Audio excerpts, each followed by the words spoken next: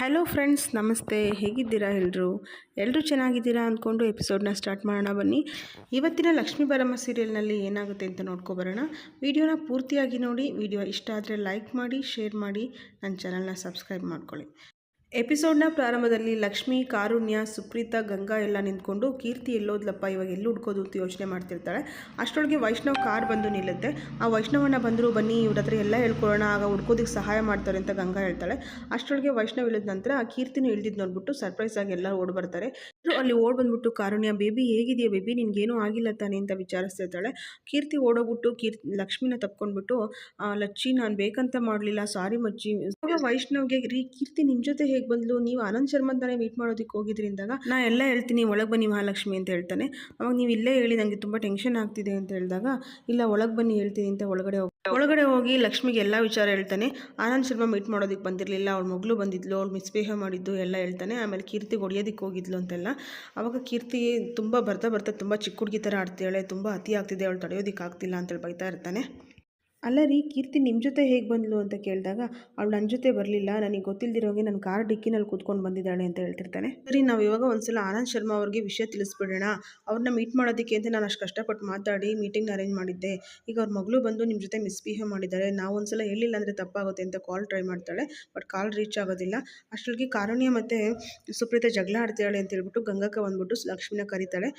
ಈ ಕಡೆ ಸುಪ್ರೀತಂಗೆ ಕೀರ್ತಿ ಮೇಲೆ ಕೋಪ ಬಂದ್ಬಿಟ್ಟು ಜೋರು ಬೈತಿರ್ತಾಳೆ ಕೀರ್ತಿಗೆ, ನೀನೇನಕ್ಕೆ ಅವನ ಜೊತೆ ಹೋಗಬೇಕಾಗಿತ್ತು ಅಂತೆಲ್ಲ. ಆಮೇಲೆ ಕೊನೆಗೆ ಕಾರುಣ್ಯ, ಏನಕ್ಕೆ ಇಷ್ಟೊಂದೆಲ್ಲ ಜೋರಾಗಿ ಮಾತಾಡ್ತಾ ಇದೆಯಾ, ಅದರ ನಿಧಾನಕ್ಕೆ ಹೇಳು ಸುಪ್ರೀತಾ, ಯಾಕೆ ಅವಳ ಮನಸ್ಥಿತಿ ಗೊತ್ತಿಲ್ವಾ ನಿನಗೆ ಅಂತ ಹೇಳ್ತಾಳೆ.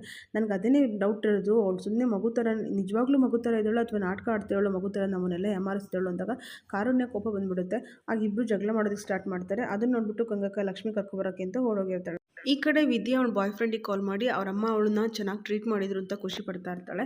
ನಾನು ಇದನ್ನೇ ಇಷ್ಟು ವರ್ಷ ಕಾಯ್ತಾ ಇದ್ದಿದ್ದು, ನನಗೂ ನೆನಪಿರೋ ಹಾಗೆ ನಮ್ಮಮ್ಮ ನಾನು ಯಾವತ್ತೂ ಈ ರೀತಿಯೆಲ್ಲ ಮಾತಾಡಿಸೇ ಇಲ್ಲ, ತುಂಬ ನನಗೆ ಖುಷಿ ಆಯಿತು, ಫೈನಲಿ ನಮ್ಮಮ್ಮಗೆ ನನ್ನ ವ್ಯಾಲ್ಯೂಸ್ ಅರ್ಥ ಆಯಿತು, ನಾನು ಫಸ್ಟ್ ಟೈಮ್ ಇಮೋಷ್ನಲ್ ಆದೆ ಅಂತೆಲ್ಲ ಹೇಳ್ತಿರ್ತಾರೆ. ಆ ಹುಡುಗ, ಹೌದಾ ಸೂಪರ್, ಬಟ್ ಆದರೆ ನಿಮ್ಮಮ್ಮ ಯಾಕೆ ಸಡನ್ನಾಗಿ ಈ ರೀತಿ ಮನಸ್ಸು ಚೇಂಜ್ ಮಾಡಿದ್ರು ಅಂದಾಗ ನಿನಗೆ ಡೌಟ್ ಅಲ್ಲ, ನನ್ನ ಖುಷಿನ, ನಿನ್ನ ಹ್ಯಾಪಿನೆಸ್ನ ನಿನ್ನ ಜೊತೆ ಶೇರ್ ಮಾಡ್ಕೊಳ್ಳೋಣ ಅಂತ ಮಾಡಿದರೆ ನೀನು ಡೌಟ್ ಪಡ್ತೀಯಾ, ನಂಗೆ ಹರ್ಟ್ ಆಗಿದೆ ಬಾಯ್ ಅಂತ ಫೋನ್ ಕಟ್ ಮಾಡ್ತಾಳೆ. ಈ ಕಡೆ ಕಾವೇರಿ ಓಡ್ಕೊಂಡು ಬಂದ್ಬಿಟ್ಟು ಸುತ್ತಮುತ್ತ ಯಾರೂ ಇಲ್ದಿರೋದು ಗಮನಿಸ್ಬಿಟ್ಟು ಚಿಂಗಾರಿಗೆ ಕಾಲ್ ಮಾಡಿಬಿಟ್ಟು ಹೇಳ್ತಾ ಇರ್ತಾಳೆ, ನಮಗೆ ಹೊಸ ಟಾರ್ಗೆಟ್ ಸಿಕ್ಕಿದೆ, ಅದ್ರ ಬಗ್ಗೆ ಕಂಡಿಡ್ಬೇಕು ನೀನು ಅಂದಾಗ, ಹೇಳಿ ಮೇಡಮ್, ಹೊಸ ಮಿಕ ಯಾರು ಅಂದಾಗ ಏನೋ ಹೇಳ್ತಾಳೆ. ಆವಾಗ ಯಾಕೆ ಮೇಡಮ್, ಅವ್ರ ಪಾಡಿಗೆ ಅವಳಿದ್ದಾಳೆ, ಅವಳು ಯಾಕೆ ಮೇಡಮ್ ಹಿಂಗೆ ಎಳಿತಿದ್ದೀರಾ ಅಂತ ಅಂದಾಗ, ಹೇಳ್ದಷ್ಟು ಕೇಳು ಅಂತಿರ್ತಾಳೆ. ಅಷ್ಟರಲ್ಲಿ ಚೆನ್ನಿ ಬಂದ್ಬಿಟ್ಟು ಫೋನ್ ಕಿತ್ಕೊಂಡು, ಏನು ಚಿನ್ನ ಜೈಲಲ್ಲಿ ಫೋನ್ ಸಿಗೋಷ್ಟು ಬೆಳೆದ್ಬಿಟ್ಟಿದೆಯಾ ಅಂತ ಕೇಳ್ತಿರ್ತಾಳೆ. ಲಕ್ಷ್ಮಿ ಕಾರುಣ್ಯ ಮತ್ತು ಸುಪ್ರೀತನ ಸಮಾಧಾನ ಮಾಡೋದಕ್ಕೆ ಅಂತ ಬರ್ತಾಳೆ. ಅವರಿಬ್ಬರು ಜಗಳ ಮಾಡ್ತಾನೆ ಇರ್ತಾಳೆ. ಏನಂಗಂತ ಅಂದರೆ, ನೀನು ನನ್ನ ಮಗಳು ಸುಳ್ಳು ಹೇಳ್ತಿದ್ದಾಳೆ ಅಂತ ಹೇಳ್ತಿದ್ಯಾ ಅಂತ ಕಾರುಣ್ಯ ಕೇಳಿದಾಗ, ಸುಳ್ಳು ಹೇಳ್ತಿದ್ದಾಳೋ ಬಿಟ್ಟಿದ್ದಾಳೋ ಗೊತ್ತಿಲ್ಲ ನನಗೆ, ಒಟ್ಟು ನಮ್ಮನ್ನೆಲ್ಲರನ್ನೂ ಯಾಮಾರಿಸ್ತಿದ್ದಾಳೆ ಅಂತ ನನಗೆ ಅನ್ನಿಸ್ತಿದೆ ಅಂತ ಅಂದಾಗ, ಹೌದೌದು ಕಾಮಲೆ ಕಣ್ಣವ್ರಿಗೆ ಕಾಣೋದೆಲ್ಲ ಹಳ್ದಿದ್ದಾಗ, ಹೌದು ನನ್ನ ಕಣ್ಣಿಗೆಲ್ಲ ಕಾಣೋದು ಹಳ್ದಿನೇ, ಬಟ್ ನಾನು ಯಾರನ್ನೂ ಬ್ಲೈಂಡಾಗಿ ನಂಬೋದಕ್ಕೆ ರೆಡಿ ಇಲ್ಲ ಅಂತ ಸುಪ್ರೀತ ಹೇಳ್ತಿರ್ತಾಳೆ. ಅದಕ್ಕೆ ಲಕ್ಷ್ಮಿ, ನೀವಿಬ್ಬರು ಸುಮ್ಮನಿರ್ತೀರ ಸ್ವಲ್ಪ, ನಮ್ಮಲ್ಲಿ ಹಿಂಗೆ ಕಿತ್ತಾಡ್ಕೊಂಡ್ರೆ ಹೇಗೆ, ನಾವೆಲ್ಲ ಒಗ್ಗಟ್ಟಾಗಿರಬೇಕು ಅಂತ ನಾವು ಅವತ್ತೇ ಹೇಳಿಲ್ವಾ, ಯಾರಿಗೇನು ನಷ್ಟ ಆಗಿದೆ ಅಂತ ಹಂಗೆ ಆಡ್ತಿದ್ದೀರಾ, ನೀವು ಈ ರೀತಿ ಜಗಳ ಮಾಡೋದನ್ನ ನಮ್ಮನೇಲಿ ಯಾರಾದ್ರೂ ಒಬ್ರು ನೋಡಿದ್ರು ಏನಾಗುತ್ತೆ ಅಂತ ಗೊತ್ತಿದೆ ಅಲ್ವಾ ಅಂತ ಹೇಳಿದಾಗ, ಕೀರ್ತಿ ಹಿಂಗಿರೋದ್ರಿಂದ ಕಾರುಣ್ಯಗೇನು ನಷ್ಟ ಇಲ್ಲದೆ ಇರ್ಬೋದು, ಆದರೆ ಕೀರ್ತಿ ಹೇಗೆ ಅಂತ ಹೇಳ್ಬಿಟ್ಟು ನೀವು ಕರೆಕ್ಟಾಗಿ ಅರ್ಥ ಮಾಡ್ಕೊಳ್ಳಿಲ್ಲ ಅಂತಂದರೆ ನಷ್ಟ ಆಗೋದು ನಿನ್ನ ಲೈಫಿಗೆ, ಅರ್ಥ ಮಾಡ್ಕೋ ಲಕ್ಷ್ಮಿ ಅಂತ ಹೇಳ್ಬಿಟ್ಟು ಸುಪ್ರೀತಾ ಅಲ್ಲಿಂದ ಹೋಗ್ತಾಳೆ. ಈ ಕಡೆ ಕಾವೇರಿ ಚೆನ್ನಿಗೆ ನಾನು ಫೋನ್ ಕೊಟ್ಬಿಡು ಅಂತ ಕೇಳ್ತಿರ್ತಾಳೆ. ನೋಡು ಚಿನ್ನ, ಜೈಲಲ್ಲಿ ಫೋನ್ ಯೂಸ್ ಮಾಡಿಬಿಡ್ತದೆ ಗೊತ್ತಿಲ್ವಾ ನಿನಗೆ, ಈ ಥರ ರೂಲ್ಸ್ ಬ್ರೇಕ್ ಮಾಡೋರನ್ನ ಕಂಡ್ರೆ ನನಗೆ ಕೆಟ್ಟು ಕೋಪ ಬಂದುಬಿಡುತ್ತೆ ಅಂತ ಹೇಳ್ಬಿಟ್ಟು ಫೋನ್ ಎತ್ಕೊಂಡು ಹೋಗ್ತಾ ಇರ್ತಾಳೆ. ನೋಡು, ನನ್ನ ಫೋನ್ ನನಗೆ ಕೊಟ್ಬಿಡು ಅಂತ ಹೇಳ್ಬಿಟ್ಟು ಕಾವೇರಿ ಮತ್ತೆ ಹೋಗಿ ಕೇಳ್ತಿರ್ತಾಳೆ. ಓಕೆ, ನೀನು ನೋಡೋದಕ್ಕೆ ನಮ್ಮ ಮತ್ತೆ ಥರನೇ ಇದೆಯಾ, ನೀನು ಕೇಳ್ತಿರುವಾಗ ನನಗೆ ಕೊಡಲ್ಲ ಅಂತ ಅನ್ನೋದಕ್ಕಾಗ್ತಿಲ್ಲ, ಇಲ್ಲಿ ಕಾಲು ನೋವ್ತಾ ಇದೆ, ಸ್ವಲ್ಪ ಕಾಲು ಹೊತ್ಕೊಡು, ಕೊಡ್ತೀನಿ ಅಂತ ಹೇಳ್ಬಿಟ್ಟು ಅವಳ ಹತ್ರ ಕಾಲು ಹೊತ್ತಿಸ್ಕೊತಾ ಇರ್ತಾಳೆ. ಈ ಕಡೆ ಕೀರ್ತಿ ತನ್ನ ಗೊಂಬೆ ಜೊತೆ ಆಟ ಆಡ್ಕೊಂಡು ಕೂತಿರ್ತಾಳೆ. ಆವಾಗ ಕಾರುಣ್ಯ ಹಾಲು ತೊಗೊಂಡು ಬರ್ತಾಳೆ. ಆವಾಗ ಕೀರ್ತಿ, ಹಾಲು ಒಳ್ಳೇದಾಯಿತು, ನನಗೆ ತುಂಬ ಚಳಿ ಆಗ್ತಿತ್ತು, ಇವಾಗ ಬಿಸಿ ಬಿಸಿ ಹಾಲು ಕುಡಿದ್ರೆ ಬೆಚ್ಚಗಾಗುತ್ತೆ ಅಂತ ಅಂದಾಗ, ಚಳಿ ಆಗ್ತಿದೆಯಾ, ಅಷ್ಟೊಂದು ಚಳಿ ಆದರೆ ನೀನು ಸ್ವೆಟರ್ ಹಾಕೋಬೋದಲ್ವಾ ಅಂದಾಗ, ಸ್ವೆಟರಾ ಹಾಗಂದ್ರೆ ಏನು ಅಂತ ಕೇಳ್ತಾಳೆ. ನಿಂಗೆ ಸ್ವೆಟರ್ ಅಂದರೆ ಏನು ಅಂತ ಗೊತ್ತಿಲ್ವಾ ಬೇಬಿ ಅಂತ ಕೇಳ್ತಾಳೆ. ಇಲ್ಲ ಅಂದಾಗ, ಅದನ್ನು ಹಾಕ್ಕೊಂಡ್ರೆ ಬೆಚ್ಚಗಾಗುತ್ತಾ ಅಂತ ಕೇಳ್ತಿರ್ತಾಳೆ.